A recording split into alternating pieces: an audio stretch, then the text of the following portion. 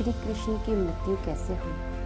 जब श्री कृष्ण को माता गांधारी ने श्राप दिया कि कुरुक्षेत्र के युद्ध के बाद जब उनके सारे पुत्रों की मृत्यु हो गई, तो माता गांधारी ने श्री कृष्ण को श्राप दिया कि जिस तरह से मेरे खानदान का नाश हुआ है, तुम्हारे भी खानदान का ऐसे ही नाश होगा।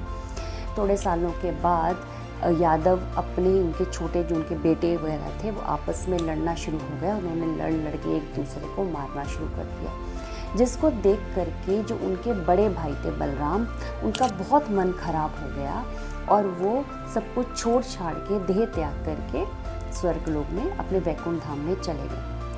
वो जब चले गए उसके बाद श्री कृष्ण का भी बिल्कुल जैसे वैराग आ गया और वो सब छोड़ करके बहुत दुखी हो करके एक जंगल में जाकर लेट गए। जब वो पेड़ के नीचे लेटे हुए थे तो उनका जो पैर था वो इस तरह से आगे को था और उसकी पैर के अंदर जो मणि थी वो चमक रही थी। तो एक आखेटक आया, एक जो शिकारी था, वो दूर से उसको ये लगा, क्योंकि उन्होंने मृगछाला भी उनके पर थी, तो उनको ये लगा कि वहाँ कोई मृग है और उसकी आंखें चमक रही हैं। तो उसने ये समझ के उस पर तीर चला दिया जो उनके पैर में जाके लगा और उनका खून निकला, उनका ब्लड निकला और धीरे धीरे धीरे जिसकी वजह से उनकी मृत्यु हो गई। पर वो शाम जब आया आखेटक, वो बहुत दुखी हुआ। उसने कहा कि मेरे से गलती हो गई है, मुझे पता नहीं था कि ये मैं क्या कर रहा हूँ।